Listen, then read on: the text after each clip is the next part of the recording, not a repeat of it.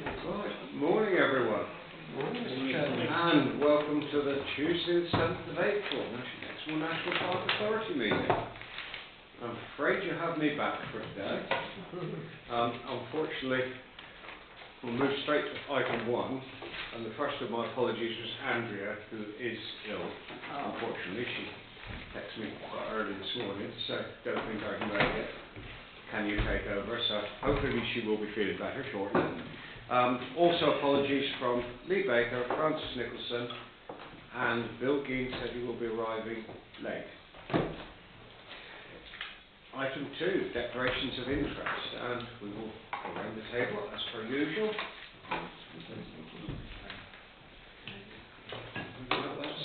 Anyone on that side, declaration of interest? No. Great, thank you very much. Item 3, chairperson's announcements. I've only got a couple here. Piece of paper all over again. First one, Andrew Yendall is on annual leave, so for our legal support, we welcome Carl Hedger, who's online there, keeping an eye on us. Welcome, Carl. Thank you. And the only other announcement I have is one from Ben, just to let members know that we'd just like to suggest we thank DEFRA for the recently announced additional 1.7 million of revenue funding, which is warmly welcomed. It suggested that support will help strengthen the authority's capacity to sustain core services and shared priorities for protected landscapes. It will definitely help us deliver the capital spends that we've got available and what we have in place. So that is a welcome addition for this year, and maybe during members' briefing there'll be a little bit more of a discussion around that later on. But 1.7 million extra is quite helpful. I think more of a focus on 30 by 30 we're finding, and I don't know whether Ben wants to add anything, whether you're going to do the members' briefing. Thank you, Fred. And the only other one to say is we're having a change in external audit provider for 25-26. Just like to record our thanks to Grant Thornton for their work to date, and we will be working with Bishop Fleming as they plan to our next financial year. So, move on. Item 4, minutes of the last meeting. Can I have somebody propose them as correct or not? Thank you, Stephen. All those in favour? I think that's more than enough. So, thank you. And any matters arising from the minutes, and we'll go through our normal route. Page 1, 2, 3, 4, 5, 6, 7, and finally page 8. There's nothing anyone would like to raise. We will move on then. Item 5. Don't think we have any business of urgency as far as I'm aware, do we, Julie? Item 6, public speaking, and I don't think we have any public speakers registered either. You're very kind today, since I was taking over. Right, we'll move to item 7 then, and hand over to Sarah for the National Park Authority Corporate Plan report. Sarah. Thank you, Chair. Thank you, Chair. I'm just going to take you through a few slides to outline the report. That's helpful. So, corporate plan. Basically, it's a thing that we draft every so many years. We used to do an annual plan. We then rolled it into a 3-year strategy which covered 2023 to 26, and we've decided to continue with that. So there's an overarching plan, and underneath it, annual actions. And it's there really to provide clarity to all of us, to staff, to members, to the public, about what it is that we do, why we do it, and how we do it. So the last plan, which went 23 to 26, members have overseen, and we've successfully completed pretty much all of the actions in there. So it's set out under those 6 themes that you can see how we kind of organised our work. And it also set out service delivery, so that's things like planning, running Pinkery, running our rights of way, so what we call almost the day-to-day operations.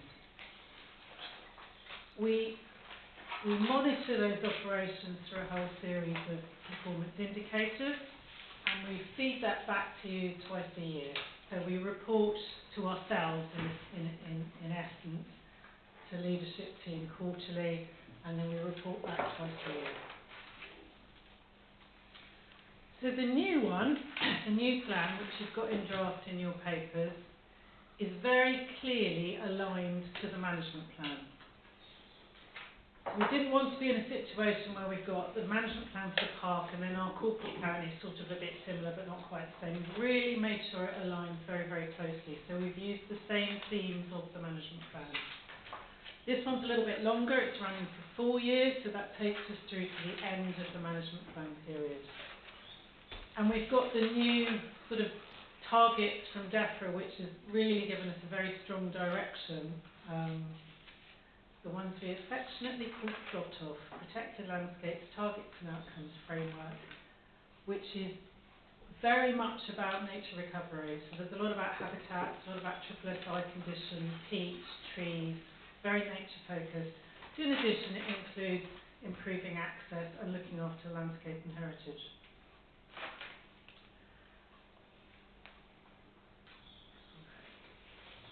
So what's in the plan? There's some basic information about the park, sort of park profile and what's special about it. We've included this time some recent work that Ellie's team have been doing around our values. So you remember we reviewed our values and they're set out in the plan as well. So that's more about how we work as an organisation, you know, openness and transparency and ambition and collaboration.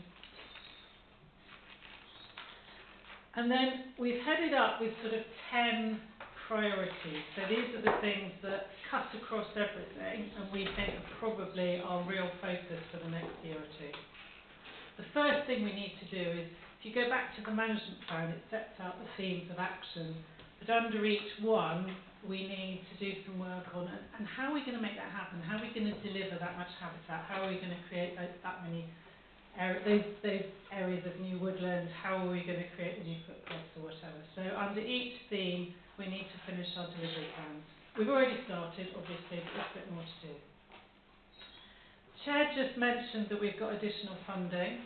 So alongside the 1.4 million capital that we were fairly confident we're going to get, and was approved and was confirmed a couple of weeks ago, this additional one-off, it's this year only, and we've told that very clearly, this 1.7 million is just this year. So we've got to think really carefully how we make best use of that 1.7 revenue.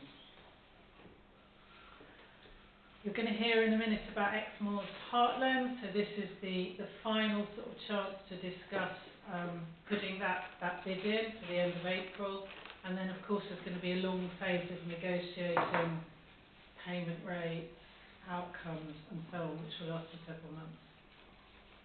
I won't talk about Pioneers, you've heard about that quite a lot already, but we're well into that programme now, it's running really, really well. In addition to the 1.4 and the 1.7, we know we've got extra money for FIPL, that's running for another 3 years. We're kind of going to relaunch it a bit, just have a little bit of a think about making sure that it really is delivering management plan priorities. Driver continues to be a really big theme. Now we're confident we've got the money to finish the farmhouse, complete the West Barn and so on, and get Driver really up and running. And we've got a new project in mind, which we've had in mind for probably at least 10 years, which is remodelling Pinkery. So Pinkery is doing a fantastic job. We know that the staff are brilliant, and the children that go there have a fantastic time, but the building is looking very tired. We've spent bits and pieces over the years on things like improving the renewables, but I think it's time for a complete rethink of that, you know, that sort of wing that comes out around, and how can we make it cheaper to run long term, so a more sustainable building, and something that we're really proud of, and something that children enjoy even more than they do already. So this year will be very much scoping, thinking about what sort of space do we need, what could we do, and sort of bringing ideas together.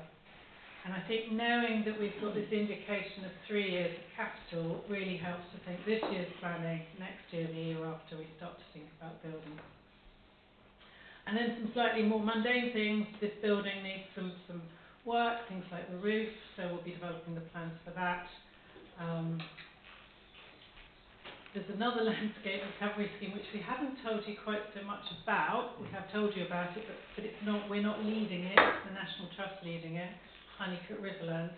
It's actually a really exciting project and does include quite a bit of our estate. So we've got Woodlands, North Hill, Hawkins, so on, are in it. And if that goes ahead, there's going to be quite a bit of work to do on those sites. Finally, as if we weren't busy enough, we need to start thinking about the next round of funding. So we're going to start developing ideas for a lottery bid for landscape connections. And at the moment, all sorts of ideas kicking about what that is. So there, those are our 10 big priorities. Under that, under the themes of the management plan, there's a series of actions. So you remember A, B, C, D, E, F, those 6 themes. And in addition, there's one that doesn't have a letter, that's not a typo, that's that we recognise that the corporate plan is the thing where we talk about how we run the organisation. So that's where we put in things about budget and HR and everything that makes this a great organisation and a highly effective organisation. So it looks a bit like this. We've got the management plan targets on the left there, and then the actions that link across on the right.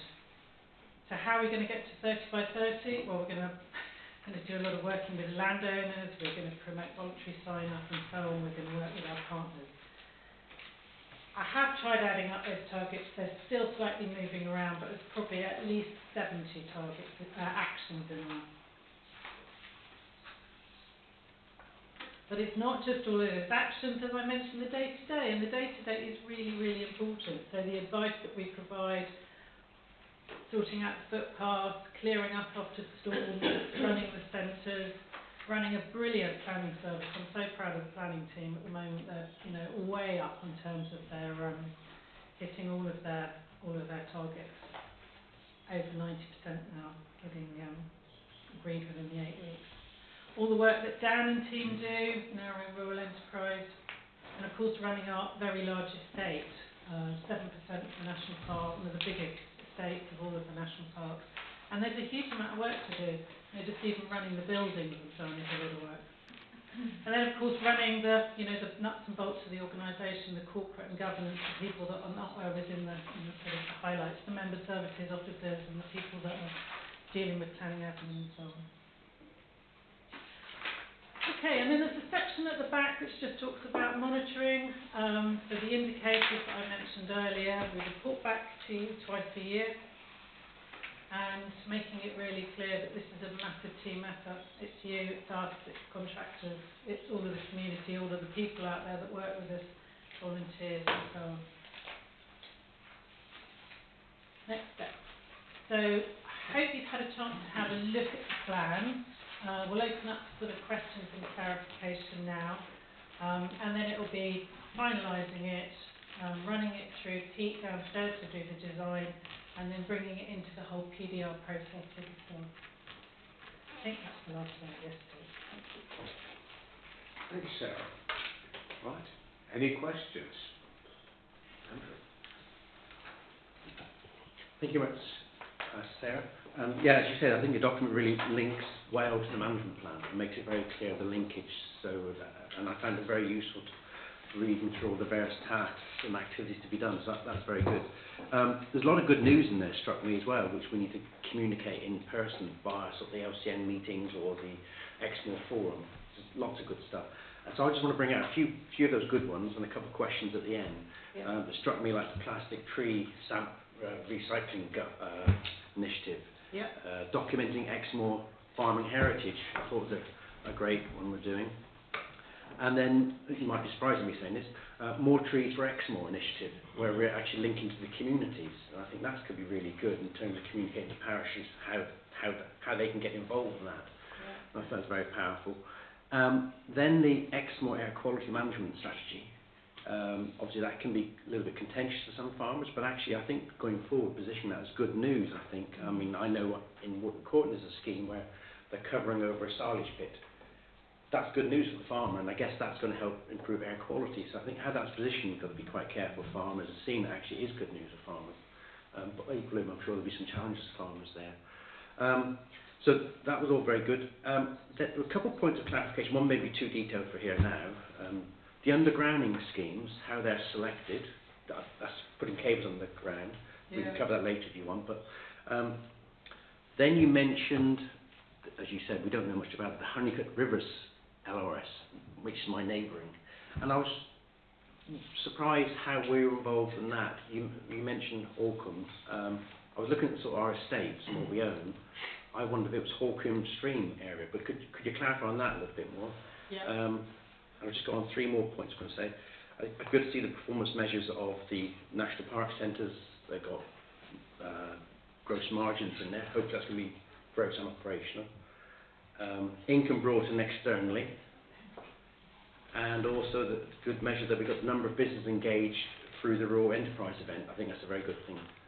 So the undergrounding scheme, I mean, it's too detailed for now, we can cover it another time, but just a bit more on the Honeycutt Rivers is obviously one of the 10 priorities. Okay, the undergrounding, so this is something that we've been working with nationally for many, many years and locally. So there's 2 big schemes that are going on. Ours is more of the local one with the Western Power. It's a long time since I've been involved, but as I remember it, essentially each of the protected landscapes worked with the community to identify power lines that they felt were obtrusive in the landscape. And many years ago, working with the local communities, we identified Porlock Common, so above Holcombe Wood, over the Common, and Porlock Marsh. And after many years, so you basically have a steering group of protected landscapes, and you sort of bid, in effect. You say, this is my scheme, this is why it's so important, it goes over open moorland, or it goes over Triple FI, or it's a very, very beautiful sort of place where lots of tourists go, whatever, and then there's a general agreement. So we had those 2 schemes. It's really continuing with that. So the process is community involvement, steering group, regionally, and then a decision is made. They're very, very expensive. Good, yes. But the power companies have found that they're very popular with the public. So they do surveys and ask the public if they're happy that they spend money on this kind of thing, and they seem to be so. So it continues. The Honeycutt Rivers. Now we did have a presentation, didn't we, a couple of months ago from Alex, I think, on it. I don't know a lot of detail, but yes, it is the Holcombe Stream. Oh, the Holcombe Wood, yes. And it's because if you think of the Honeycutt Estate, the Honeycutt Estate is sort of like that. North Hill's up there, Colbone and Holcombe there, so they've wrapped it around. So it's a much smaller scheme than ours, than the Heartlands one, and there are less landowners involved, but it's a similar concept. But it was the first round, ours is second round, they were first round. Do you guys want to add something? Just at Colbone Wood as well. And Colbone Wood. And Colbone, okay. Which picks up some of the work we've done there. Yeah. Ada Lovelace and Ashley Coombe. Good, I actually thought the Honeycutt estate initially done through the before it fell, but of course I then remembered Holcombe. Yeah. Thank you. Guys, just help me out here. If it's successful, we'll be bringing it back to members before we sign up. So again, it's the same sort of process. So they put a bid in, there's some negotiation, and then there's a final, and do you actually want to sign? Yeah. Great, thank you. Thank you, Sarah. Thank you. Mike. Kelly. Yes, thanks, Sarah. That's a really useful snapshot. Just looking outwards, if I was sitting, for example, with the National Trust, how would an important delivery partner's strategy, targets and actions, how would they reflect what we're doing here? In other words, do our actions, for example, Honeycott's been mentioned, reviving Exmoor's heartlands, how are those actions being reflected in the actions of our delivery partners? Is there alignment, in other words? Yeah. I know there's alignment with our management plan, but are these actions reflected in some of the priorities of our delivery partners? This plan, corporate plan, is for us.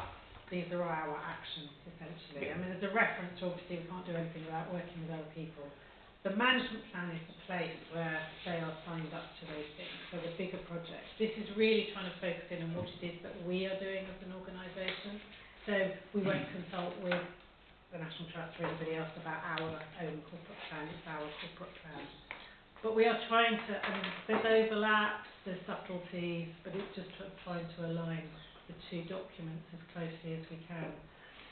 Within the management plan, as you mentioned at the beginning, there are the delivery plans, and that's where we'll be going back to the Wildlife Trust, the National Trust, the councils, the parish councils, and saying, this is what we're trying to achieve, how can we do this together?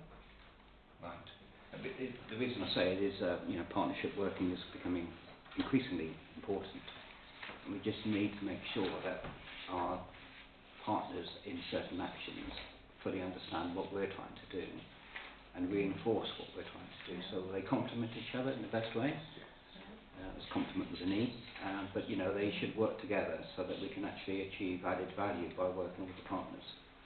And you're happy that the management plan recognises those linkages, so we're looking outside rather than just looking somewhat myopically inside, but we're looking outside to the way that we can deliver using the partnerships that we've already developed. But certainly happy the management plan does that. Yes. Good. Yeah. And there's always more work to do, isn't there? The more time and energy you put into building those partnerships, the better the outcomes. At the time, it feels like, it's resource heavy, but it usually pays off. Oh, that's kind. Thank you. Thank you, Mike. Stephen next, I think, then Mandy. Thank you, Chairman. Just two very small points, really. And I know it's shorthand.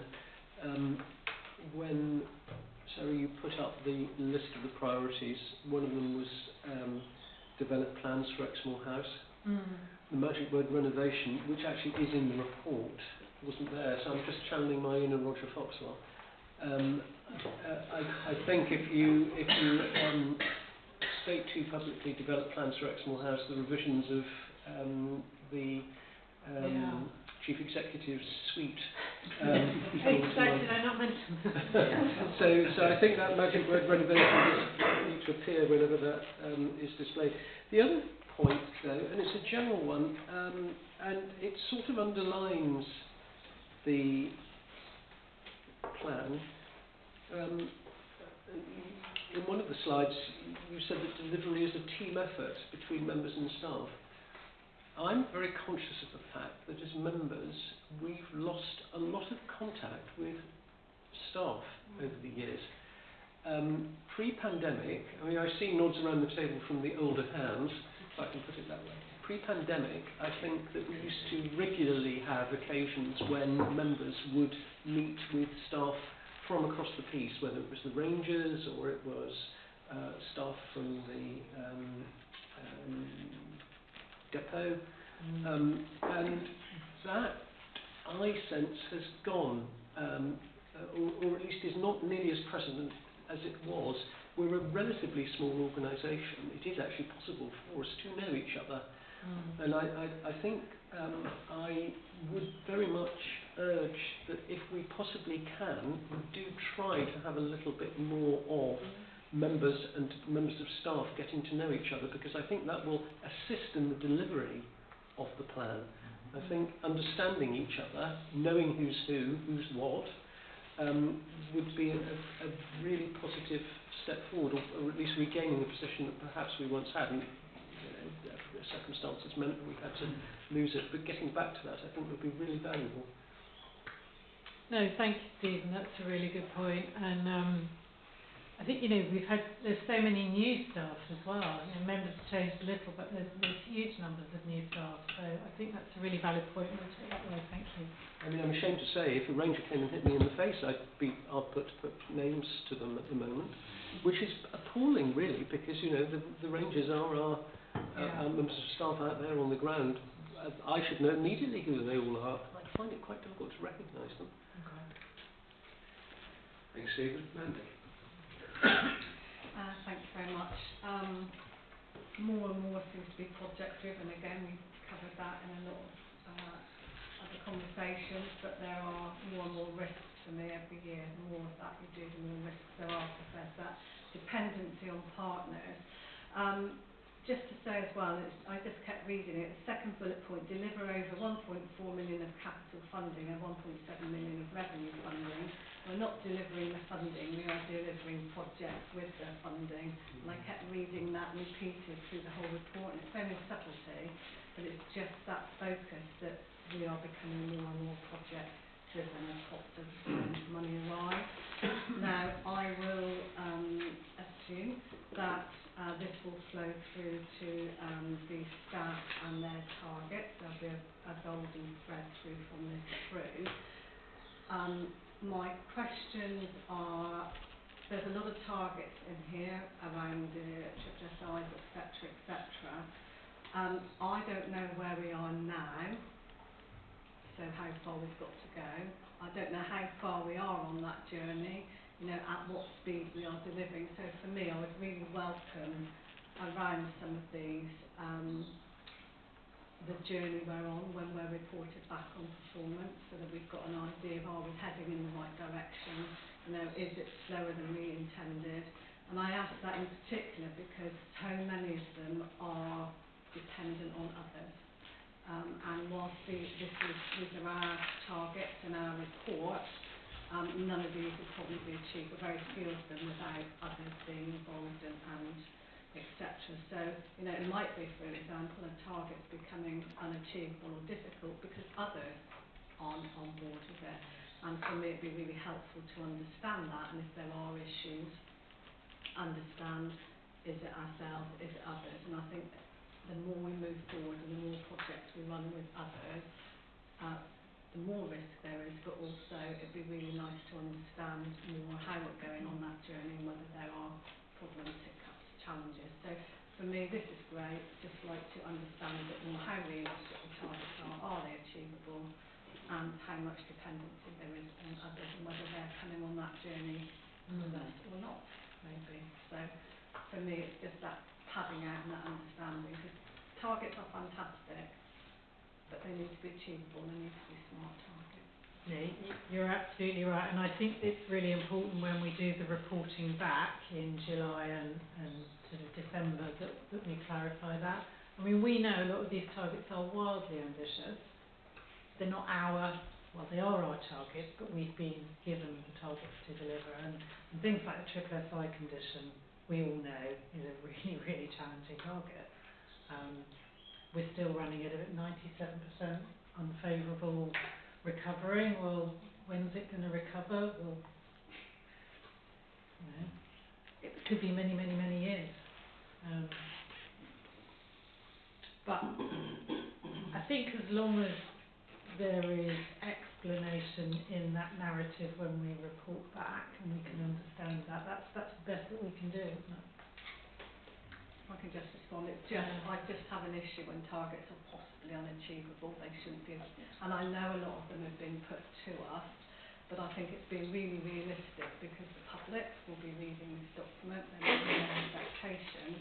So for me, it's managing that and being honest and truthful about it, especially if you're looking for further funding to come. You need to be honest and say, look, for these reasons, and it might be that some more money could come into it or be put there, but if it looks as if we're on target, it's being delivered and things are rosy, I don't think that helps anybody in the country, actually. So it's just managing that expectation that we might not be able to deliver all of this for a whole host of reasons. It might just be time. It needs time to recover.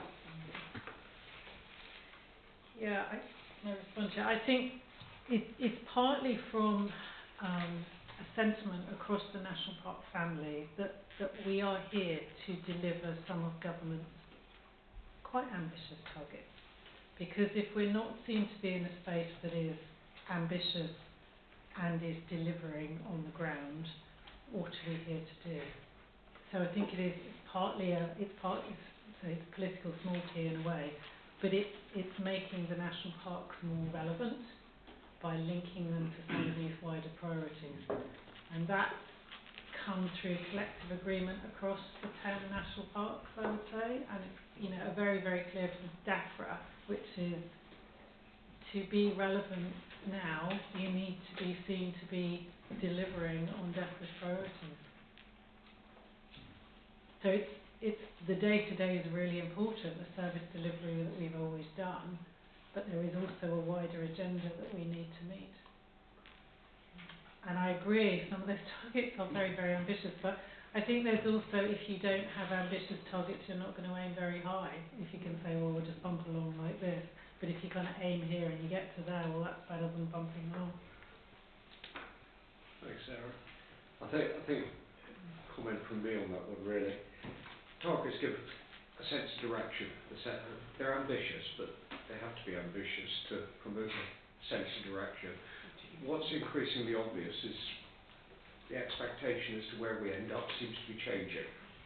So, although you have a sense of direction, it's not always the case a definite target is where you end up with, because we've had significant changes in policy over recent years from our funding body, from DEFRA. There's changes at the moment within the land use framework, within the future farming framework and so on, all with a slightly different expectation, but we have to have a clear framework for direction, because if we don't have some idea of exactly where we're heading all the time, and yes, I agree, quite concerning sometimes, you look at the targets and thinking, are you going to ever get there? But I suspect that will be the case for an awful lot of those as we proceed. And unless any of the policies become markedly clearer, it's nearly impossible to end up with a definite. Well, I think because things are nature-based in reality, an awful lot of what we do, there is not ever going to be an end point, is there? There are always going to be an increasing challenge at some point. But we have to head that way of hope, I think. Susan. Yeah, just picking up on that point, I think also, notwithstanding the pressure that it puts upon us and the difficulties of delivery, I think if we as national park authorities aren't trying to do this, then as Sarah said, what is our relevance? And someone has to try and alongside other organisations which do great work in this arena, needs to be showing the way and trying to lead by example. That's part of it's a key part of our job. And also, the targets are stretching, but they also reflect, they're stretching also because they reflect the challenges that we face, I guess, as well. So they're not challenging for fun, they're challenging because of the extent to which, biodiversity, for example, is struggling, and things that we need to do to try and make reparation for that. So, yeah, it's a difficult one, but I do think, if we're not doing it, who is? We need to be doing it. Not least because that's the challenge that we really face. And that was an aside, but I was only really wanted to pick up on the FIPL bit. And obviously it's good news, and I just checked my email from Vicky that we have 527,491, to be precise, pounds per year for 3 years for project delivery. And there's also a budget for staff to help administer and manage. So obviously that's another good chunk of money. And obviously I sit on the panel, so maybe this is more of a discussion offline with Robin, perhaps. But I'm just thinking about, ensuring, we're saying about ensuring that FIPL is delivering management plan priorities.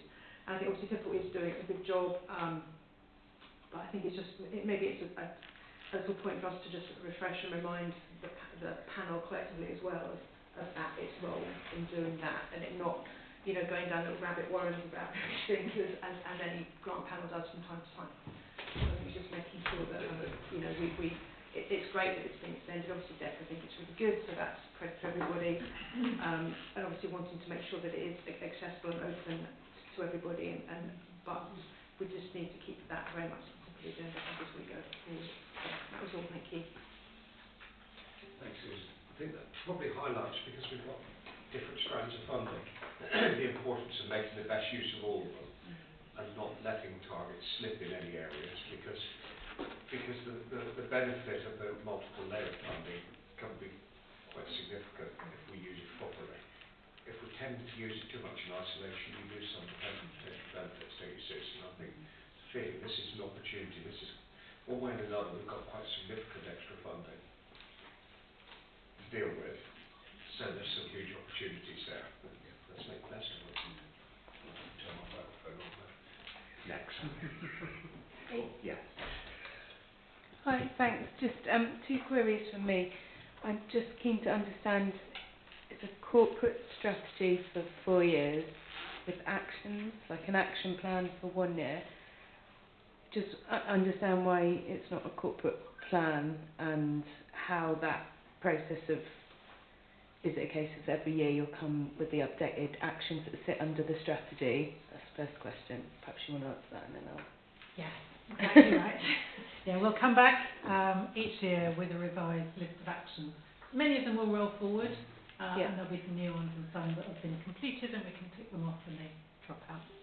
And why is it a strategy, not a plan? Oh, I don't know. Okay. I just, because I think it helps you. The strategy is a 4-year thing, the plan is a 1-year thing. Cool, okay. It's just because I looked at the other national parks and they're all corporate plans. I just wanted to flag whether it's semantics or it's some are. Maybe one to have a look at, just to make sure we're on the nose of that. And then the second point is, I know this is a more internal document, but I don't think we can assume people have read the management plan, so it might be good to get a sort of page around the vision and a bit of a summary of that within the corporate plan, just in case. Because also looking at the other national parks, their corporate plans all seem to have like that introduction page, or a reminder of the vision and the mission. It might be good to just embed that in here, just to lift it to a more sort of aspirational piece as well. Thank you. Okay, thank you. We'll have a look at that. Thanks. Thanks, Sarah. Marcus. Yes, thank you, Chair. I mean, my question was actually initially, my initial first question was initially about a specific target with the net zero by 2038, but I think that's been adequately dealt with Sarah's response and other people's response as well. I suppose my other question is, there's some quite, read through it and you get down to points 53, 54 in the appendix, and well, that whole page, and there's some really good stuff in there. But I suppose that it's how we then, and again, this probably links into what was said about partners and where funding comes from, how we prioritise them, and actually how, as members, we can, put our 2 pennies worth into what obviously we think might be more of a priority than other things, if you see what I mean, Chair. Thank you. Okay, on the capital funding, Marcus, there'll be another kind of round of business planning with Ben and the leadership team, so we will probably come back to you in May, with a list of projects that we think where we should be spending all of that capital. Most of the Ardell money is going to be staff, so that's probably something we'll deal with the team in-house. Do you mean in detail of the sort of action by action how we prioritize? I mean, I suppose for us they're all going to happen at the moment unless things go horribly wrong. I mean, if I can come back, Chair. I think there's quite a lot in there, and even if pick point target audiences, older people facing isolation, young families and low income, and then you put that in with some of the other stuff, like, I know some is capital, but take working with eczema. How do we juggle all that around, and are we confident that actually we can juggle it around and we can sort of prioritise it as maybe different members in this room may have different views on what's more important than others? Okay, in terms of everything that's in there has been developed with our staff, so the delivery team and with the staff on the ground. So it's almost like amplifying and clarifying that this is the day job, this is what they're doing. This isn't kind of extra to something else they're already doing. This is confident that although it looks ambitious, it's achievable. In terms of members feeding into the detail, I mean, now is one of those opportunities, but you know, we keep the dialogue going. We still want to, you know, talk this through as the year goes on about our thoughts, and we keep coming back to it. If you think something's working well or not working well, then absolutely, yes, we want to hear. And it kind of reflects on what Stephen was saying, doesn't it, about getting to know the team a bit more and what we're doing on the ground. Thanks, Sam. Any Dominic? Thank you. I know it's interesting to sort of reconcile the your targets and measures and then your actions to achieve them. And so I sort of keep flicking backwards and forwards to sort of see how they mesh, and I can understand the difficulty there. And then in the back of my mind, I'm thinking this is mainly around nature-rich landscape, but thinking of the nature recovery vision and trying to kind of hark back to that. And then also, as Susan said, thinking about FIPL. Because we talk about things like, you know, the nature-friendly farming on 50%, but managing, working with nature as part of a sustainable farm business. Now I see that as slightly different from like working with landowners to do certain things with nature, because I see there's a difference between landowners and sustainable farming, because of course some landowners may well own land that actually isn't being used for sustainable farming. It could be shoots, or it could be rewilding schemes, or it could be something else. So it seems to me that the issue around sustainable farming has always been around this idea of a transition towards a different type of farming that is nature friendly in the context of a national park. And I think that's something we talk about, but I don't think we've really nailed yet how to communicate that. And this comes up all the time, because then we do a nature species reintroduction, and then boom, all of a sudden we're fighting that argument. And other things going on which we don't necessarily grapple with. And then small examples like around, like hedge management and flailing, and around that we still see a huge amount of unnecessary hedge flailing going on all around the park. And then I imagine now there might be a few farmers that actually rather regret the 200 litres they spent running their flailer to completely unnecessarily flail a hedge back. And now wouldn't they wish they had that 200 litres sat in their tank rather than wasted it on something completely unnecessary. Now that's where the word sustainable comes in, because it's connection between a sustainable farming business that's sustainable in all respects in terms of its attitude to nature and landscape, but also of course energy use, which at the moment is so important. And it seems to me that there is work to be done, and Robin, we've spoken as well, haven't we, about Nethergill and Western, about this idea of trying to create economic modelling around sustainable farming business that is also nature friendly, where those things are completely integrated. And that relates to nutrient management as well, which of course then relates to air quality. So all of these things are connected. And I think that, I suppose, my problem sometimes is in where these actions get kind of broken down like this, is I think we lose that system view of how this has been brought about. And it's things like saying we're going to sign, I was just thinking the voluntary sign up for 30 by 30, and I thought, yeah, okay, where do I sign? No, do I get a badge? I mean, you know, what does that look like? But then how do you make sure that I'm actually continuing to, you know, align my farm with the values of 30 by 30? You know, who's going to monitor that? How's that actually going to work? How would I be expected to demonstrate it? Because I might sign up for it and go, okay, what do I do next? Well, what do we tell them?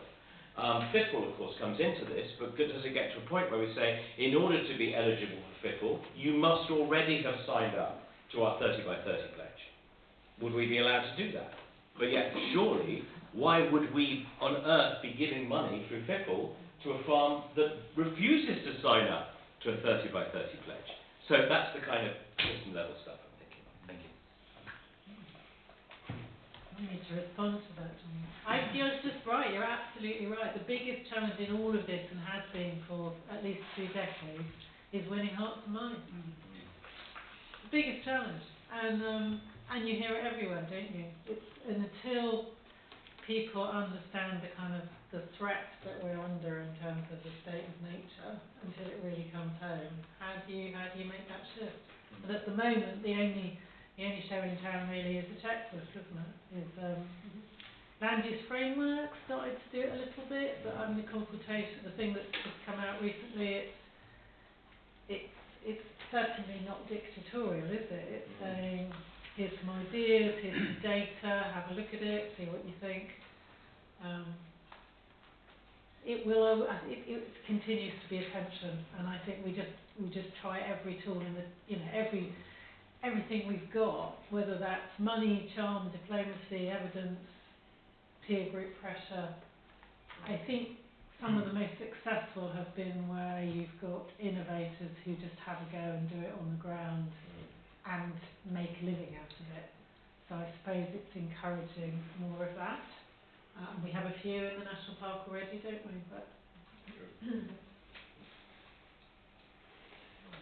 But yeah, it's difficult. Yeah.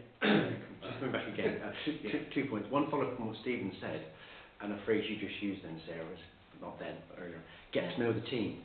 I'm going to do a presentation to Wood and Courtney about the national park. Okay. But one thing would be great, I think, would be almost a slide getting to know the top team. So it just struck me that something could be circulated to everyone, so we get to know the key titles and the picture of the top team, and particularly the Rangers. So that'd be great. I'll follow up in an email, but I thought I'd say it now because I might forget. So I think that'd be a really useful way of starting to get to know the team. And then secondly, I think I'd like, one final point, great about Highland Pit Bridge. I think that's a priority to get on with that. Bit of detail, I know, but push that. I think it's a quite high profile thing, and I'd like to recommend I think the corporate strategic plan. Corporate strategic plan. Yeah. Thank you. Before we start a hunt for a seconder in a minute, a few comments I'd like to make as well, Sarah.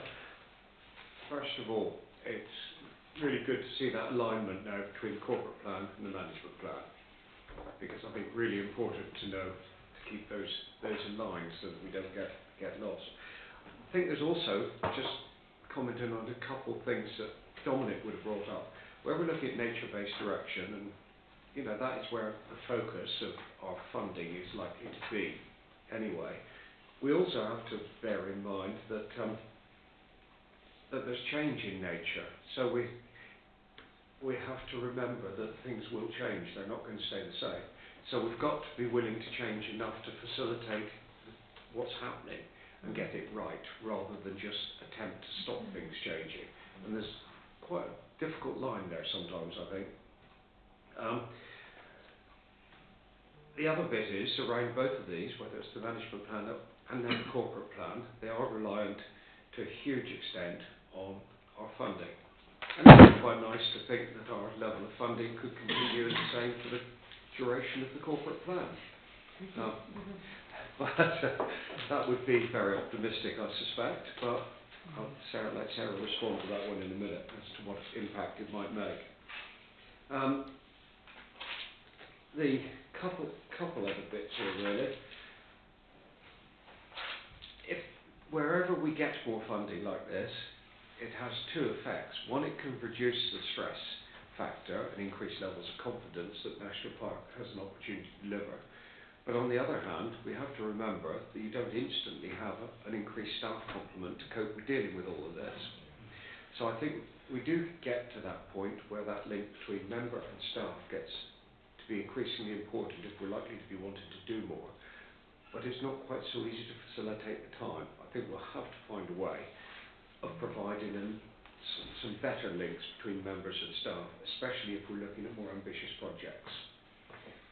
And giving members the ability to maybe contribute more in whichever ways they can. I think within what we've got as a corporate plan, there's going to be policies changing as well. There's potentially some significant impacts in the near future from impending legislation. And these are the ones I always find difficult to bring up because they have their own challenges, and it's things like the potential game licensing laws, trail hunting bans, even within the sort of the regulation around burning on land where there's any peat around. We don't want an increasing heap of wildfires all over Exmoor. We'd rather have controlled ones, from my point of view anyway, where it's appropriate. But legislation is changing there, so we've got to be able to align what we're doing with that. And I think the only other bit there that it's kind of something, a feedback I've had myself from members of the public, in that where we've been challenged more and more with funding and became and the organisations necessarily become slightly more introvert, because that's the only way that can make use of what funding it's got. There's a feeling that our links with farmers, landowners and some of the public has been lost at the level that we had, or has been reduced. And I think we need to look seriously at how we keep people on board, and especially if we have a land use framework that's going to provide more definite focus into what happens in whatever areas. There's a big opportunity for us, I think, if we can utilise that, but utilise it to ensure we keep people with us and supporting us rather than criticising endlessly. Anyway, a comment or two from you, Sarah, or before you do, I'll let Mandy speak, and then... I was just going to say happy to second, and also I'll tell you something I really like, and that's a day in the life of, where a member of staff actually lets you know perhaps what their day consists of, and I think it can be a really great PR exercise. It lets the public know what you're doing, and it also links back to the plan. So, you know, we are doing this because, so I think they can be quite powerful, but I'll leave it there. Thank you, Mandy. Any comments, Sarah? Oh, briefly, funding the next 3 years. We have had an indicative 3 years of the 1.4 capital. So said the RDL, the revenue money, one-off. But we're going to talk to you at forum about some ideas we've got around how to make use of that. But we're pretty confident of the capital allocation, so that's good. But I agree, Robin, we do need to really do more around improving our links with the farming community in particular, and that's something leadership team's already conscious of, and we're going to take that away and look at what else we can do. Thank you, Sarah. Jeremy, last one. Otherwise, I'll be running really over time. Okay, just one last thing. It hasn't been mentioned. Just a lot of these actions mention the word volunteer and partnerships, and I think it's incredibly important that we recognise and look after those volunteers. I know the National Park do try and do that. You know, there's a very active group of volunteers, but we need to focus in on that and make sure that we look after these people if we're expecting them to do more and more and more. No, thank you, Jeremy. Absolutely agree with that, and I think not only that provides another series of contacts with the public out there as well, and it's a direct contact, which is always, to my mind, the best sort you can have. We have the recommendations in front of us. All those in favour? There you are. That's what I like to see. Judy, thank you. Thank you very much. Thank you, Sarah. And we will move on to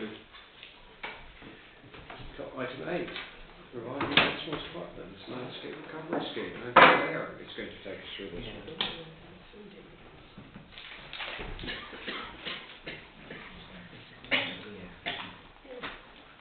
Morning, members. I haven't got a presentation. I was just going to talk through the paper that you have in front of you first. As you know, we've been working for the last 2 years on developing a landscape recovery scheme, reviving Exmoor Tightlands, in the, as it says, in the heart of the National Park for the last couple of years, and we're now coming to the end of that period, and so we are bringing to you some recommendations in terms of the next steps for the scheme. So this is one of the round 2 landscape recovery schemes. So these are part of the new environmental land management scheme. So you're familiar with other elements of that, the sustainable farming incentive and the countryside stewardship. But the landscape recovery is the opportunity for participants to put together their own sort of bespoke scheme. So we've been working with 18 other participants within the Heartlands area. It's around 11,000 hectares, so it's a very big scheme. It's one of the biggest schemes, certainly bigger than the other ones in the National Park. So the National Trust-led ones at Honeycutt and at Arlington, which are sort of around 5,000 hectares or less. So a big scheme. A real opportunity for us in terms of our own land. So we have a large proportion of the National Park Authority estate is proposed to be within the scheme, so about 4,000 hectares. They are the other sort of distinguishing feature really of these schemes is that they are long term, so they will be at least 20 years. We're proposing to put in for 30 years because that sort of matches the time frames of private finance. The government very keen that this is a partnership, so that there's public funding towards delivery, but also that there's private finance as well. So things like biodiversity net gain, for example, or carbon credits, and those are longer term schemes as well. So yes, we've had a team, and I just want to acknowledge the work of the team actually, because it's been a huge amount of work that everybody's really put into this. So Alex sitting beside me, who's led this, and then working with our two project officers, Charlotte Thomas and Sarah Eagley, and then input from other team members as well, particularly around the natural environment team, so the ecology team, woodlands team, and our GIS team. So a real sort of team effort to pull this all together. Also, a lot of it is around sort of nature and nature recovery, but also we have access and engagement. So Sue Applegate and Ben Tostell from those teams have also been really helpful in pulling together those elements of it. So as the paper sets out, we have, because each round of the landscape recovery has had a particular focus, and for this round it was particularly around protected sites. So we've centred the proposal around the central triple SIs, the sites of special scientific interest. So a lot of the area is the North Exmoor triple SI, and also part of the Exmoor Heath special areas conservation, and then also the sort of surrounding farmland. And a lot of the sort of essence of the scheme really is to enhance the designated sites, but also to get more diversity and more connectivity between the protected sites and the surrounding land. So the scheme is built around improved improved habitats such as peatland restoration, heathland restoration, a lot of sort of moorland management, dealing with a lot of the challenges that we face around the sort of current condition of the habitats, such as the dominance of millennia, and then bringing more trees and woodland into the landscape, and also things like species-rich grassland. So there's quite a diversity of objectives within the scheme, and as part of that as well, we're hoping that we are able to reintroduce some, or at least create the habitat and the conditions for reintroducing some species such as the marsh pillory butterfly and water voles. And in doing that, we are looking at how we can develop skills and also enhance access and engagement. So part of the requirements for the schemes are the list of plans that we have to submit that I've listed in the document at 6.1. So there's the land management plan, which sets out the sort of objectives. There's a very detailed monitoring plan, so we have to have a very good evidence base in terms of our baseline, and then sort of set out how we're going to monitor delivery.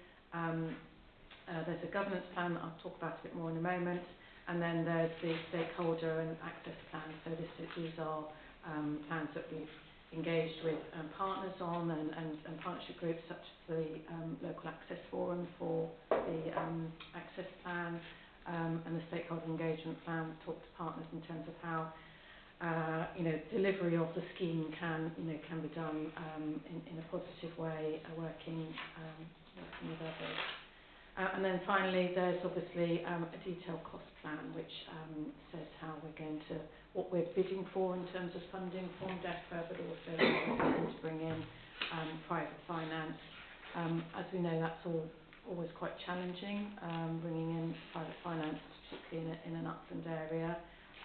So, you know, it may be that that's limited to start with, but you know, we do have to show DEFRA how we've, you know, how we anticipate that could develop, particularly, as I say, in relation to other markets such as nature markets, so things like carbon finance and possibly water as well in the future.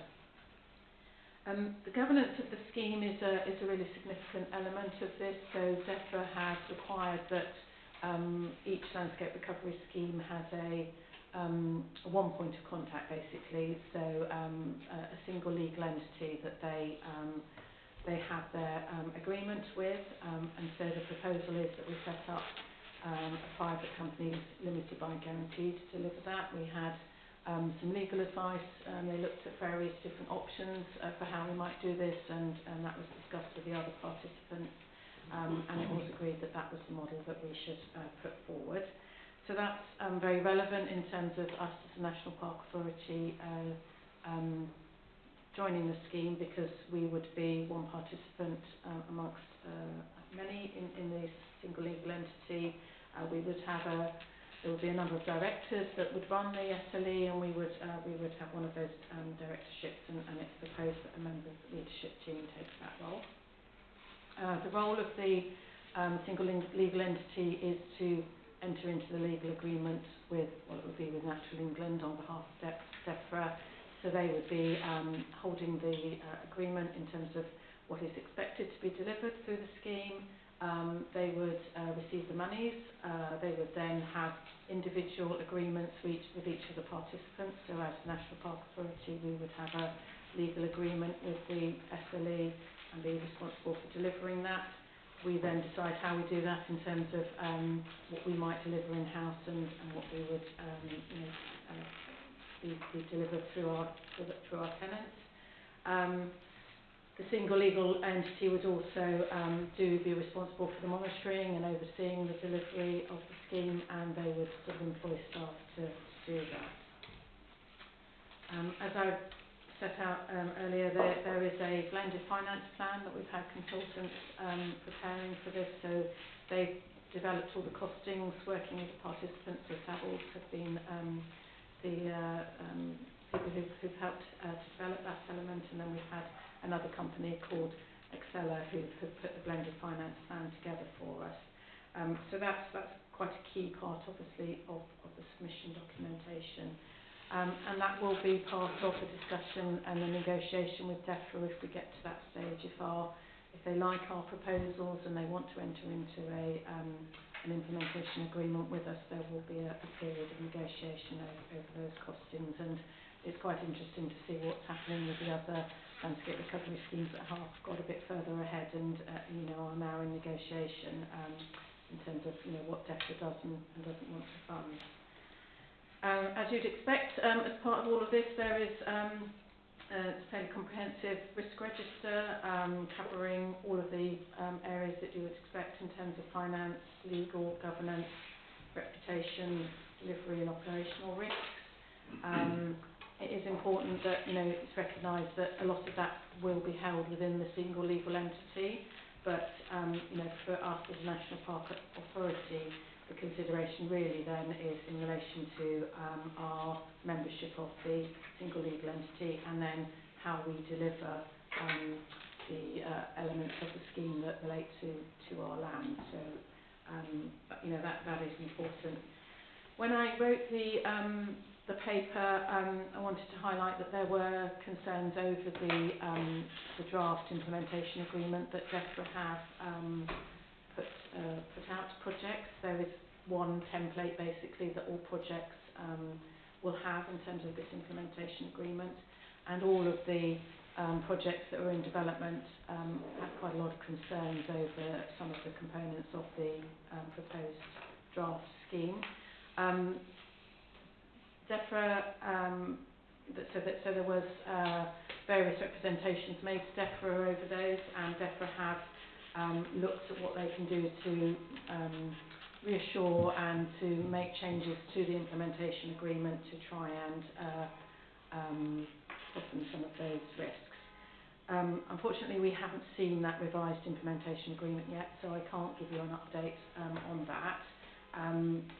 The understanding is that there is sufficient in there that it would be, certainly from other partners who have seen a draft, they're confident then that they can sign up to this scheme. But it isn't something that we have seen ourselves. So we will have to take legal advice on that when we get the revised implementation agreement.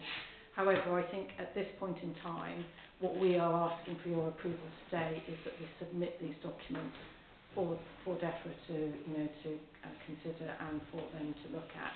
Any issues over the implementation agreement, should they still arise, we will bring back to you before we signed up if we get offered an agreement. So whilst I wanted to raise it now, it's not something that I'm asking you to sign up to at this point in time. Obviously, that wouldn't be appropriate to do until we actually see the draft revised agreement.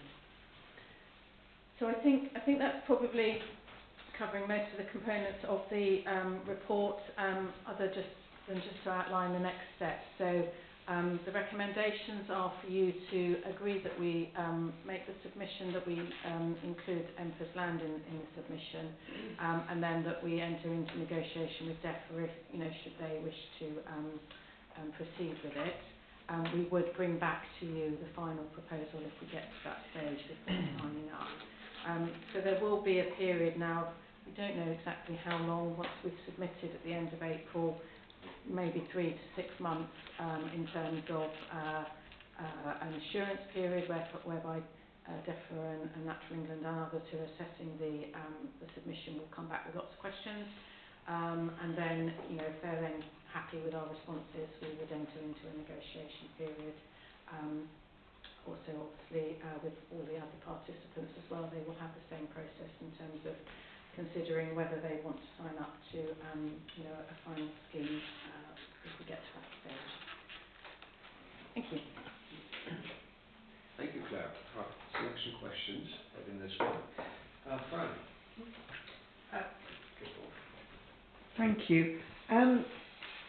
Where under the risk register, under the risks that you've mentioned, can you just explain a little bit more regarding the inclusion of the ENPA lands? Because what are those kind of risks that could impact on us? And I think you've put the map where it could be some of our land, but you haven't identified exactly. Is that my understanding? And if that is the case, have you behind this thought about which land you want to include? Thank you. Yeah, sorry, I didn't put the specific map in the paper, but obviously the briefings that we've had over the last 3 months with members have gone into that level of detail. So yes, all of our land that's within the project area, so that's the central moorland, so it includes Driver, includes the land around Hinkley, includes the Thames, all the way across Larkborough, and also Long. Warren and Birkin, that's right. Forest Farms as well. Yeah. We call it that, although there are 4 pieces of land currently tenanted by small forest farms. They have different names, but all of those. Yeah. Most of our land holdings. So can you expand on the risk? Sorry, the risks. So these are risks for all participants, so it's the same for us as the National Park Authority. So in putting our land into the scheme, in effect, we are signing up to deliver the outcomes that we've identified that we can deliver on our land, as I described in terms of things like, peatland restoration and species grafting, increased woodland and so on. DEFRA are looking at this, being an outcome sort of based scheme. So there will be payment to support that, and if we are not successful in delivering it, then there would be some risk in terms of, the funding may therefore end. We may not be continued if it's not looking to be successful. Obviously, we're proposing a 30-year scheme, so this is committing our land for the next at least 20, if not 30 years to delivering those outcomes. And there are uncertainties with it all. There is an element as well in terms of governance that the responsibility overall for the scheme will lie with the single legal entity, so the new private company that's going to be set up. And we, along with other participants, will be a member of that company and the director of it, so we will have obviously involvement in that single legal entity, but it won't be wholly, our endeavour, as it were. So, we have to highlight that there are obviously risks with that in terms of the governance and wider management of the scheme. It won't be in our hands. I think the mitigation of that is that obviously each participant has their own legal agreement with the SLE, so we will still be in control and responsible of the delivery of on our own land. So that still sits with us as a National Park Authority. But yes, I think those are the sort of the key implications really for us as a National Park Authority. It's a different way of doing things which we've not done before. We haven't entered into these sorts of relationships in the past, so it is quite a significant change for us. Can I just go back about, because you've mentioned driver, I mean, will that impact on what we have as plans for driver once it's put into this broader group of people? Could we end up changing direction that maybe not quite what we had hoped? No, because what we're doing is putting together our plans which will go into the submission. So our plans for driver are what is going into the submission document.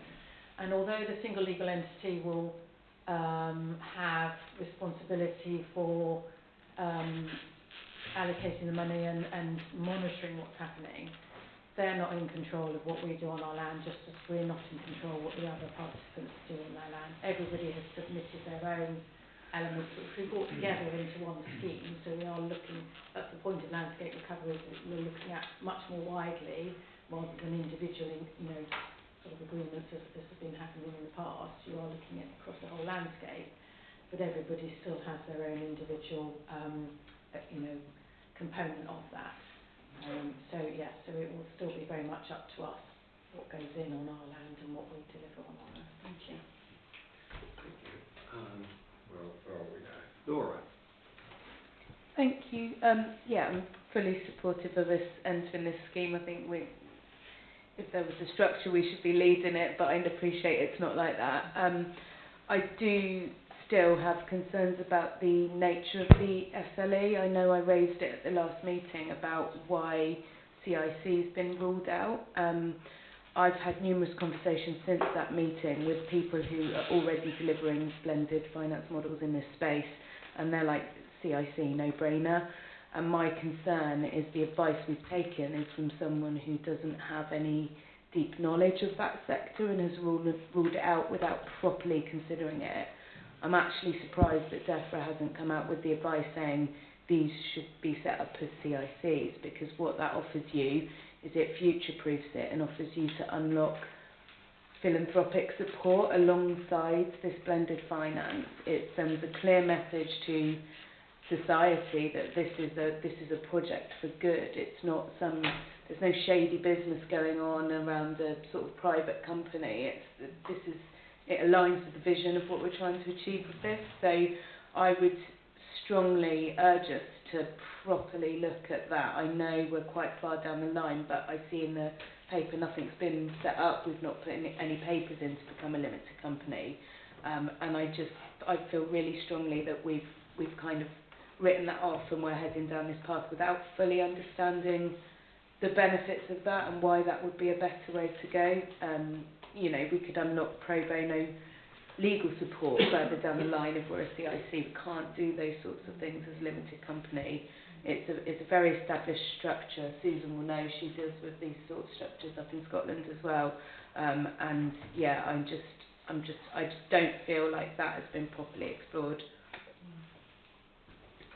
Thank you. So the legal advice did look at the CICs, and in fact, one of the groups of participants are actually CICs themselves. So it was looked at, and the reason we discussed previously, the reason for going for the private company limited by guarantee was to, in effect, try and mitigate some of the risks, particularly in relation to the participants, because you can have a private company limited by guarantee, which reduces those risks. So whilst I said we aren't setting anything up at this stage, we do have to submit proposals, quite detailed proposals for how it's all going to work, and that was what was discussed with the participants, and that's what the participants overall decided that we wanted to do. So I guess that is one of the decisions which isn't solely ours. It is something for the participants as a whole. The decision for us is whether, as a National Park Authority, we want to be part of this or not, and be part of the SLE. But they did. I understand, as you say, it makes it more difficult in relation to the philanthropic kind of giving. The idea with the CIC is that there would be, because it's limited by guarantee, that would basically hold the public money, and then there would be a subsidiary in relation to holding any private money. And I think it's something that we obviously need to look at a bit more in terms of whether there's any possibility of further philanthropic funding. I think it is more difficult under this route. You're right. But that's the decision that's been made to go forward on that basis. CICs are limited by guarantee as well.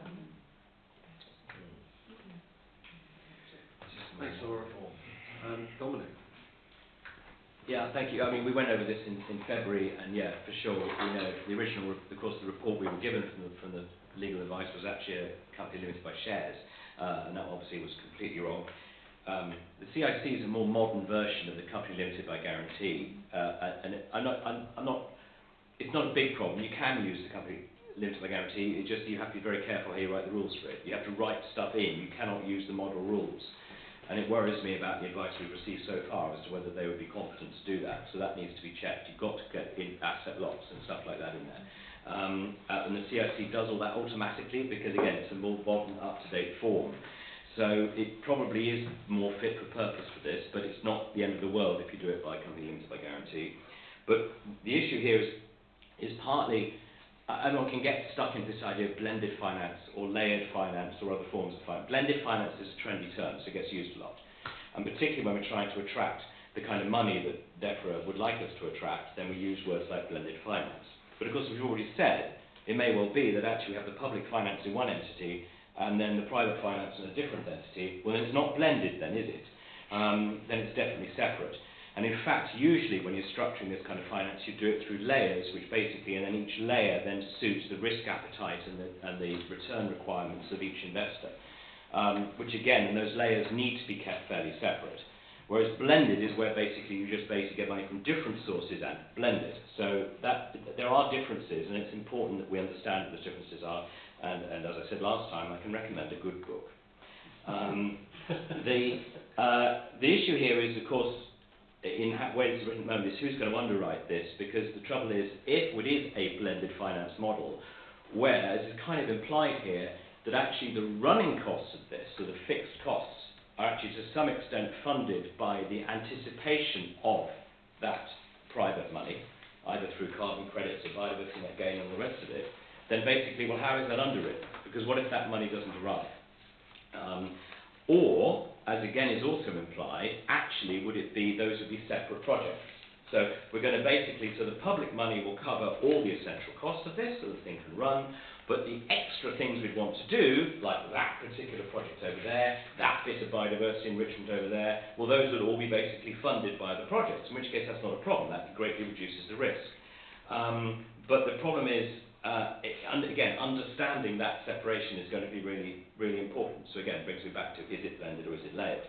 And then when we get to the point where, of course, the offer comes through, as we hope it will do, then we got the option, as you say here, where it comes back to us, and we could then say, well, actually, it doesn't satisfy what we need in terms of risk management for this blended finance.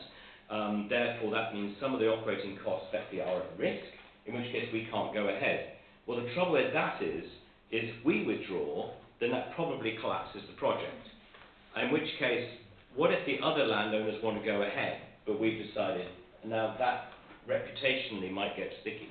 So managing that process could get very difficult as well. I'm sure you've anticipated that. Which is why, for me, it's all the more important that one's understood in advance what the parameters are for our risk appetite, so that we know before we've got too far down the line. Because eventually, the members, I guess, and it won't be me because I won't be here, are going to have to make that decision. And it's probably a good idea to work out in advance what that's going to look like. Best of luck. There's a heck of a lot to answer, but more to note, I think. Yeah, a lot to note. I think the one thing I will just respond to is that DEFRA have clarified that they will pay for the single legal entity running costs, because they recognise that that's an additional, that has to happen, that's an additional cost. So there is some certainty around that. The rest of the costs or the funding will be related to the delivery of the outcomes. And as you rightly outlined, how you work the funding that we get from DEFRA with the other funding that they're looking for us to bring in, or at least show that we've tried to bring in, is the really tricky element. I have heard some discussion around whether DEFRA would underwrite delivery of those things, which said, well, we could get private finance for that, but would you underwrite or at least provide some? We need some help basically to do this. We've got to de-risk it for all participants, and that's where government can come in and help by underwriting it. And then if you can bring in the private finance to deliver it, brilliant. But if you can't, people have got some certainty to do that. So I know those are sort of live discussions going on at the moment, but no certainty over that, unfortunately. But I think all those are all very, very well made points. Thank you. That highlight really some of the the uncertainties in going forward. Thanks, Claire. The only thing I'd add is, at the moment, our private finance element is very small. We're taking a very low risk approach to it, because we don't want to put things in speculatively and be found wanting. So it's around about 2% right now. Oh, in that case, right. Well, that is actually important. Tiny. Yeah. Tiny. Yeah. I mean that's crikey. Well, we've only just got there. Well, okay, but I mean that's something that should be. Again, that's probably something that could have been highlighted. And that's again my point about blended or layered finance, because basically what you're saying is 2%. That's homeopathic kind of concentrations. That's for us, that then immediately makes it much less of a concern and a worry for us all. That's great. 2%, cherry on top, brilliant. We haven't got through to negotiation phase at the moment. DEFRA might look at that and go, you need to push harder. That'll come out in the wash. But what we're going in with, for our offer is low. Okay. In which case, my advice would be that Nico, don't worry about it. Everything we've been worrying about is less of an issue. However, the thing to prepare for is exactly that. As the DEFRA comes back and says, well, that's great, but we've now decided, in fact, once you set up the single legal entity, the expectation is that you'll be going out and getting a lot more money, and this is the chunk of the project you'll need to do, and that's where it will get sticky. But okay, that's it. Thanks, Dominic. Suze. Yeah. So firstly, just a huge thanks to Claire and Alex and everybody for the work that's been done on this, because it's just a massive amount of work to get to this point. So huge thanks for that. It was a couple of bits. So at 9.2, and obviously I know, Claire, you say you've raised some concerns about these PIAs, got with new acronyms, project implementation agreements.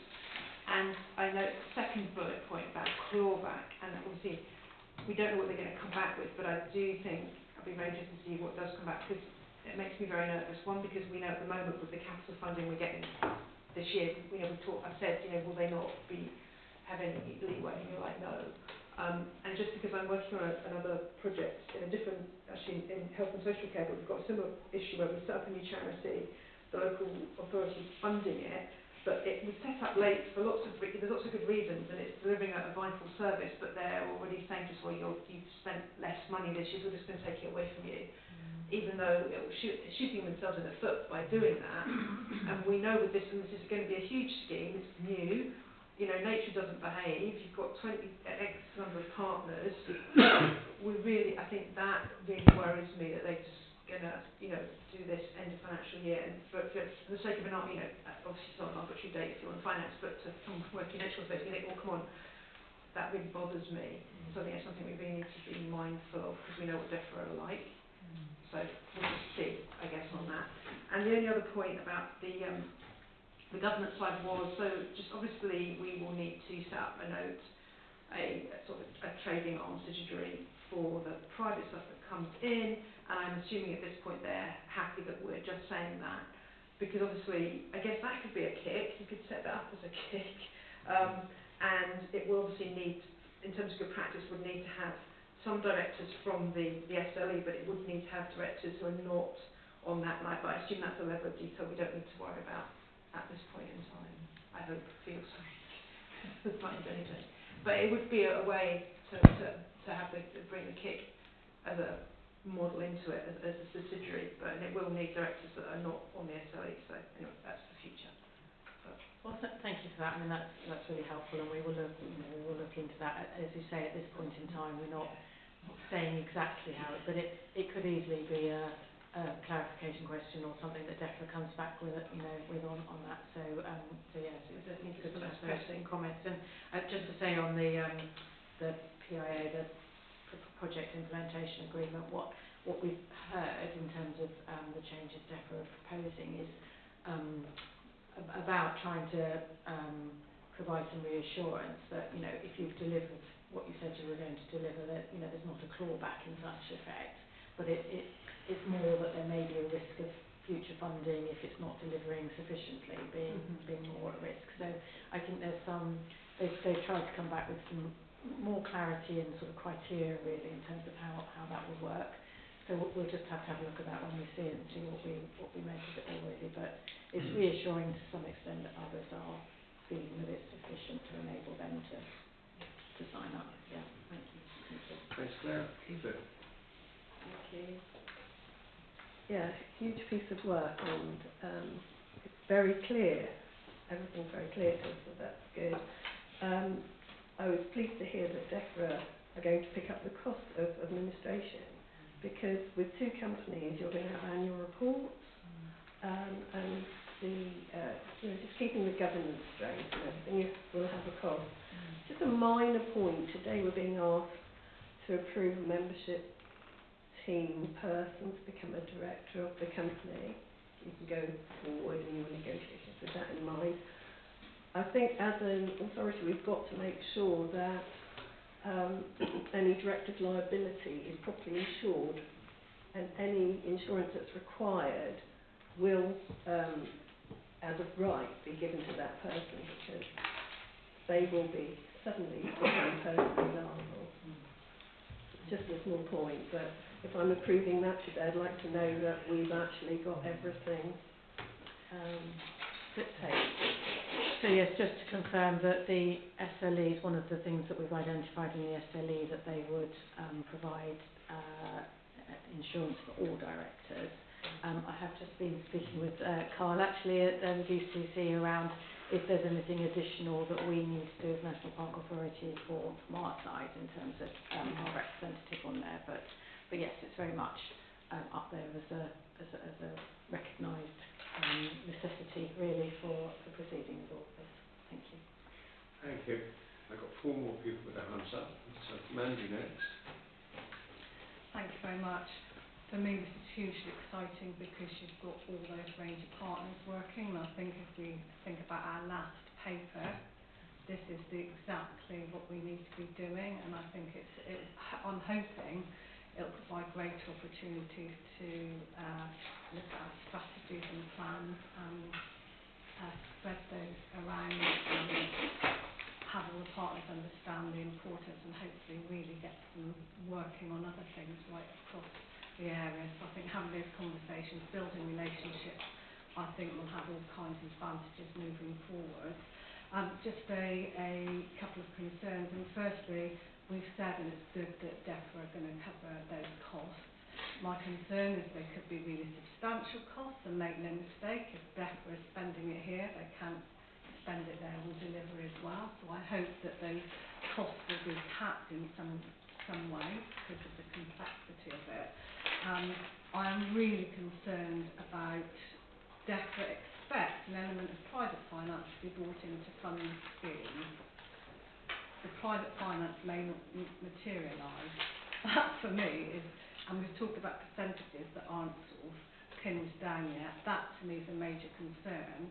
And it might well be that long term, 30 years, it might be that there is more private philanthropy. So it's really ensuring that the model and what's set up can in some way be future-proofed, and I have concerns again about the legal setup.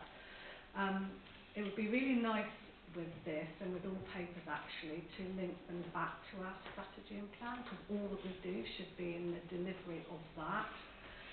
This will be ticking a number of boxes and drivers within our plan. It would be really nice to link the paper to that. Finally, on the risk, for me there are more risks than just the SLE. We've talked about reputational risk, if partners do or don't agree, etc. So I think there will be more risks to this authority than just the SLE. I think there will be others that may or may not have been covered. I would like to see more and hear more of those as we move forward. I think that would be important. But, you know, as a final note, I think this is really positive. It's a great launch pad for probably lots of work in the future. Getting it right now is important. And I hope that all the voices will start to work together to drive the whole area forward. And I think, like I said, I think that has huge potential moving forward with risk. Thank you, Mandy. Just to note that the authority priority was that corporate plan included the action to complete the second year of the development phase for reviving ex-water landscapes. So there is a link there. It's just to make sure that link continues and it's reported back on, I would hope. I think if we look through it all there, we were talking earlier about triple SIs and all those other things, I think it would tick an awful lot of boxes actually. I think that you're referring in a way it's more towards the National Park Management Plan objectives and targets, which you could have listed out how those delivered. It's just making those links. Yeah, thank you. Thank you. Andrew. Yeah, thank you much. Yeah, it's obviously an exciting project, and I really hope it goes ahead and for you guys, and it's good to be involved in this. I've got lots of questions, but I'm going to try and narrow it down. I will do. Yeah, I am. The risk register is great. Got that. I think we'll remind it's really a risk management register as well. So those risks need to be identified and managed. And I'd encourage you to have a workshop where you have people from within the authority to identify those risks. And my experience, what that does, it flushes out a lot of misunderstanding amongst the team and people when talking through those risks and identifying them is a very good way at the start of a project to make sure everyone understands the same area. And it probably needs to be one for the SLE and one for National Park. Also going forward, I guess making sure is the size of it, and we're talking about hundreds of millions of pounds of money here. And I've been involved in projects like that in the private sector, but you need good contract management training, I would say, experience. Don't leave that to the lawyers because they don't really manage contracts that correctly. You need operational experience. I put my hand up. No, I've done many projects like that. You need someone who understands the operation to manage the contracts, and also director training. Maybe if someone's going to be a director, to understand the liabilities there. I know you can take your insurance, but there's still going to be some liability there. Then, going forward, in terms of the submission question, obviously not now, what access will we have to those documentation? I realise some of it's going to be commercially sensitive. Will we have access to some of it? And then the next point I'm really struggling with in my mind is I've been involved in these size projects where I've done it to make money, and you take risk. And that's very understandable. You take a risk and you make money. But what I'm sort of struggling with here now, there's £100 million of work involved, whatever we call that service level agreement. On one hand, we're trying to say there's only going to be a risk of £1. And DEFRA over here are saying they want clawback. That doesn't add up, because DEFRA know if they claw the money back, you say, okay, we'll go bankrupt. So then DEFRA take the knock. So that doesn't make sense to me. Someone isn't being straight and clear, because if DEFRA accept the SLE only has a liability of £1, and they say, oh, we're going to draw money back. It's like, well, how do you do that? So it doesn't add up.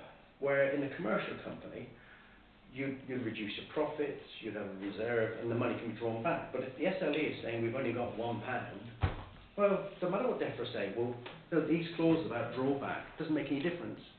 I was in a situation once doing a project where they wanted tens of £1 million from our small company.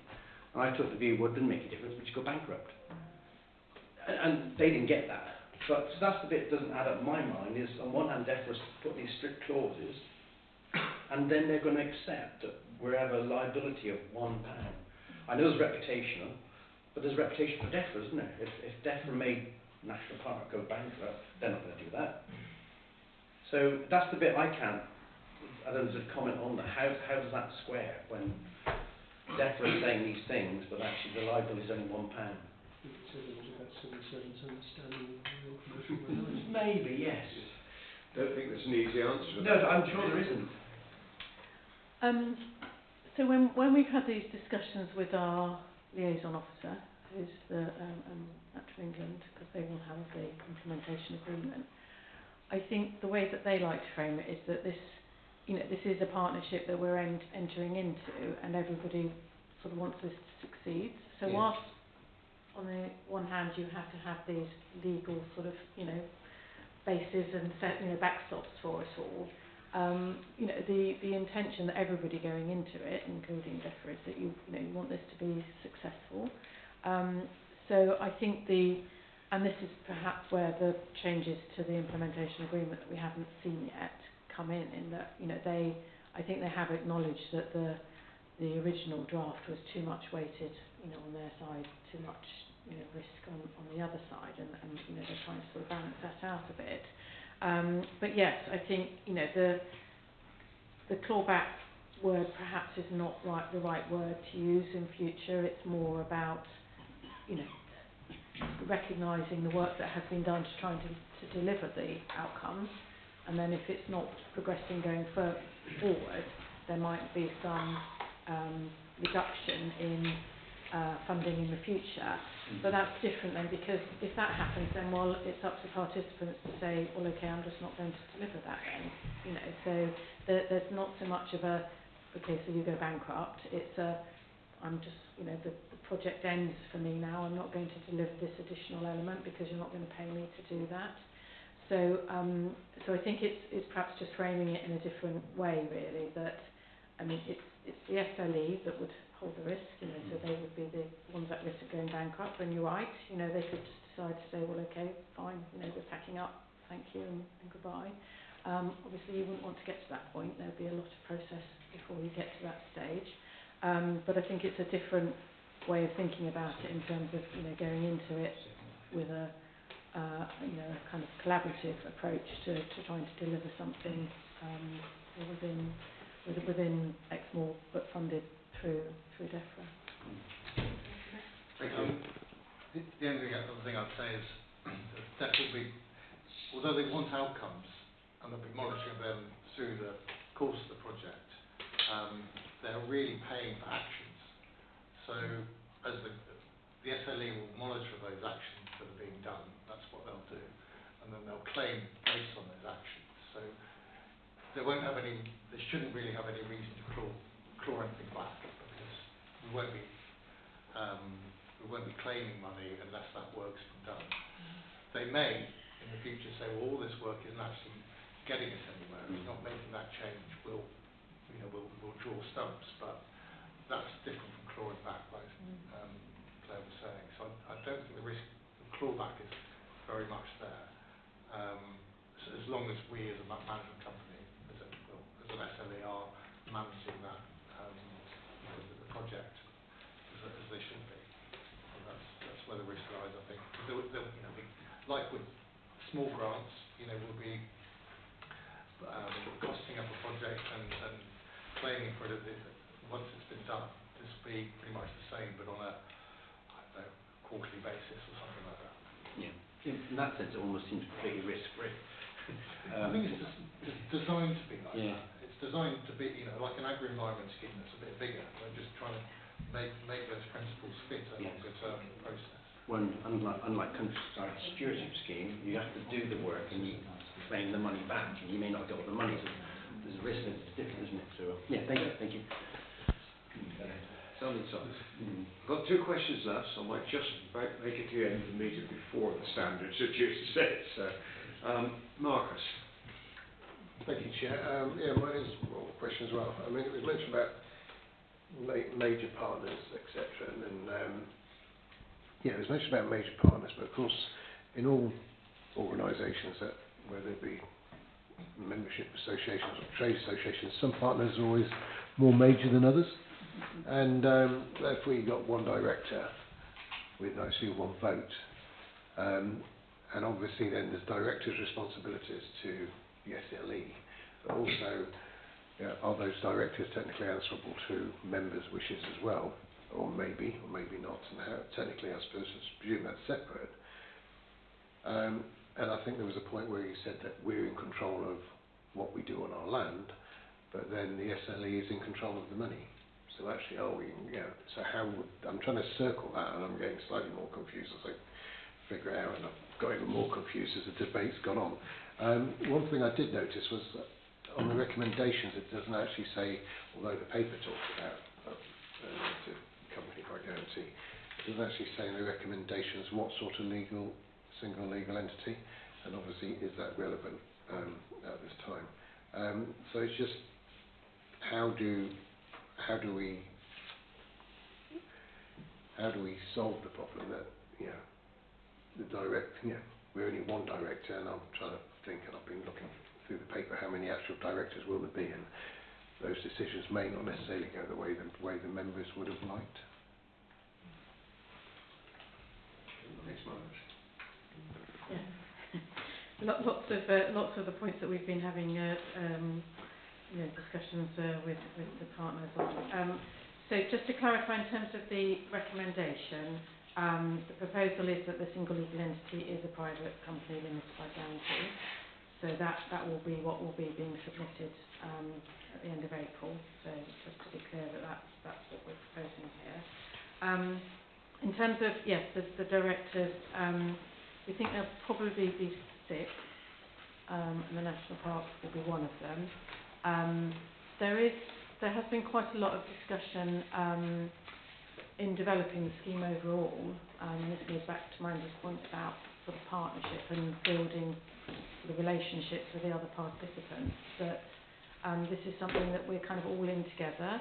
And so, yes, we are one of the larger landowners, but other participants are putting all of their farming, for example. So I think there was a feeling that it's important everybody collectively feels they have a stake in this and a role. So every participant will be a member of the single legal entity, and then there will be sort of 6 directors who will be, I suppose, responsible overall for the running and the operation of the SLE and how it functions, and they will have responsibilities as directors, as any director of the company does. The link back to the National Park Authority, I guess, would be that if there are things that are happening that we feel uncomfortable with as a National Park Authority, we would want to sort of flag that and if necessary come back for further discussion with members.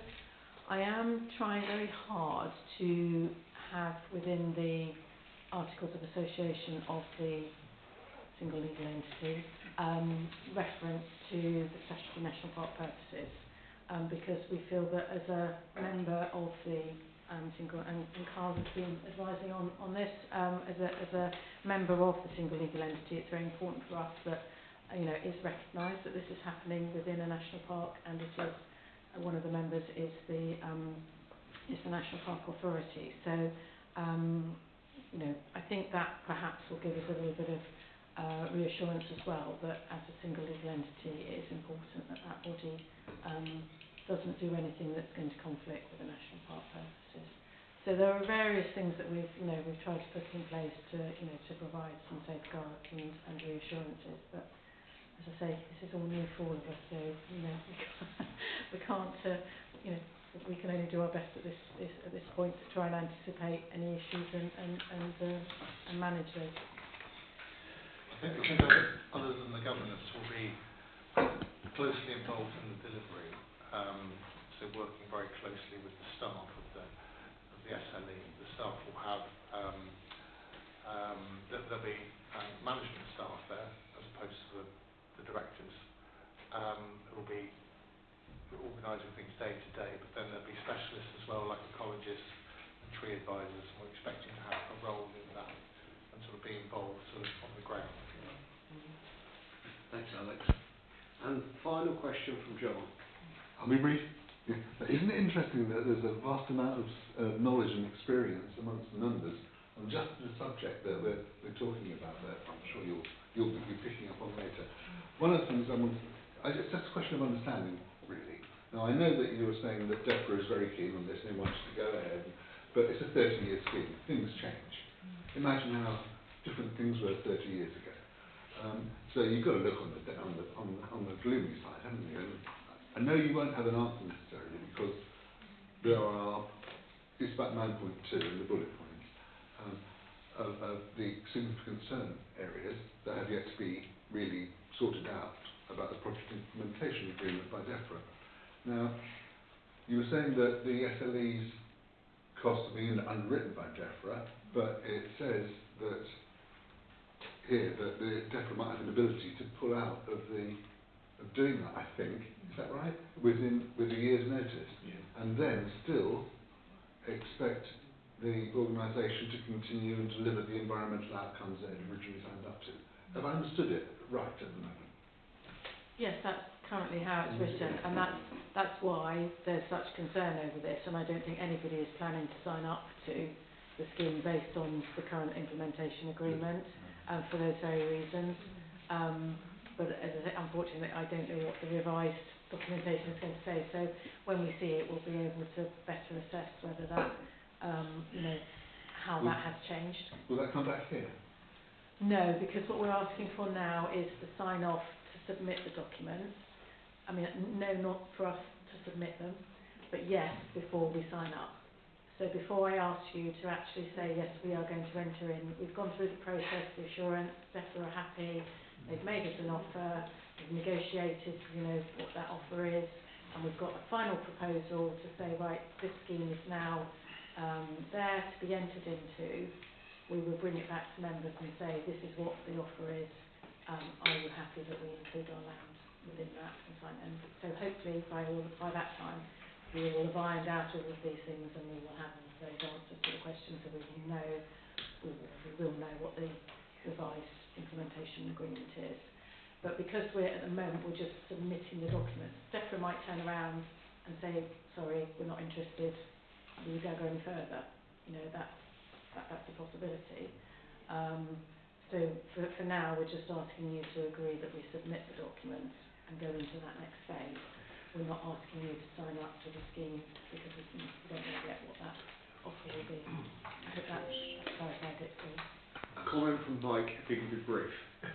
It's not a comment, Chair. A question. We've had a really good discussion about this. Staff have been listening.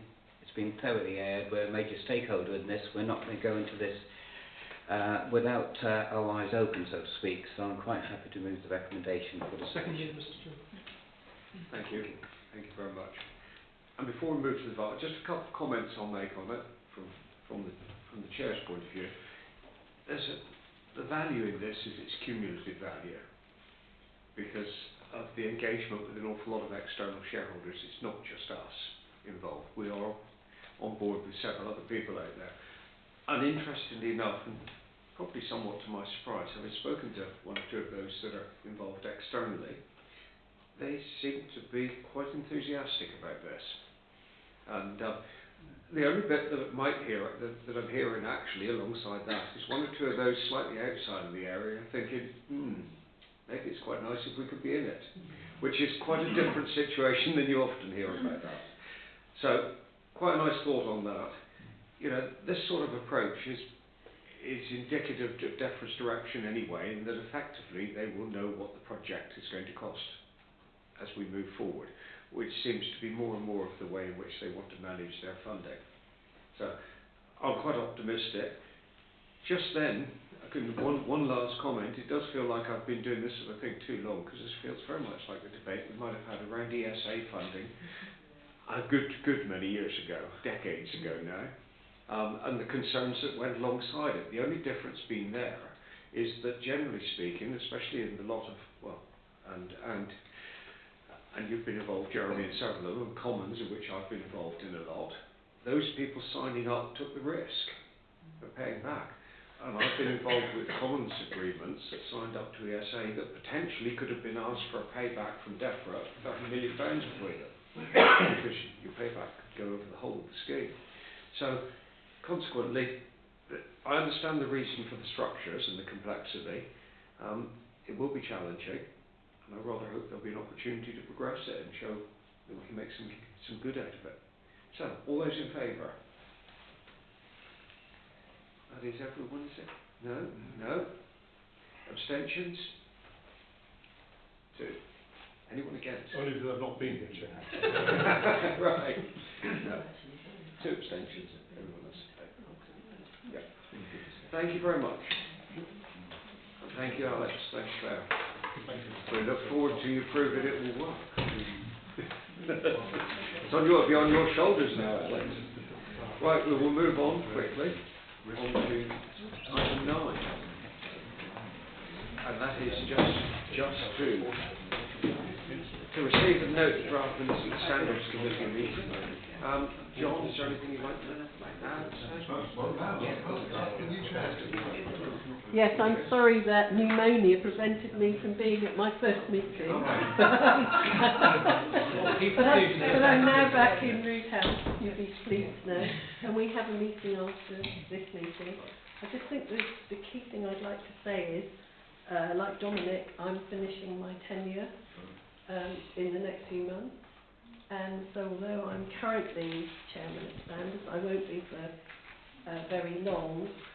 And it's just to remind all the members really that some of us have been here a long time. It would be nice to see some of the members who haven't been here for so long putting themselves forward for new roles, for example, on Standards in June.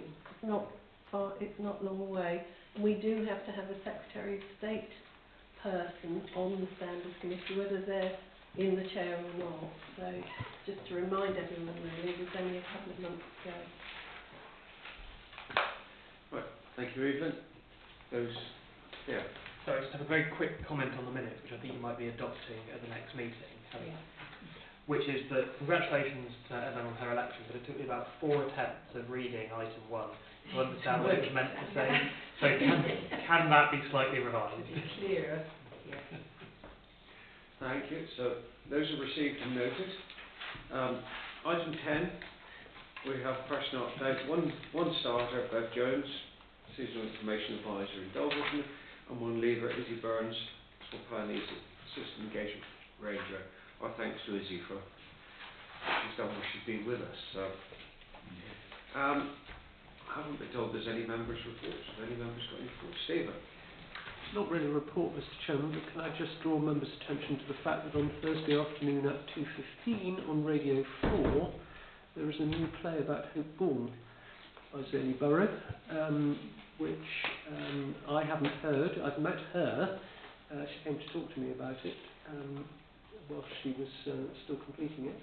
But it would be fascinating to hear Dame Eileen Atkins playing Hope. Thank you, Steve. Anne, a point? Yeah. Thank you, Carl, very much. You'll obviously be around for a planning meeting later on. And standards. You're not going anywhere at all. But thank you for this one anyway. I'm going now. Thanks, Judy. And I will close the meeting. Thank you.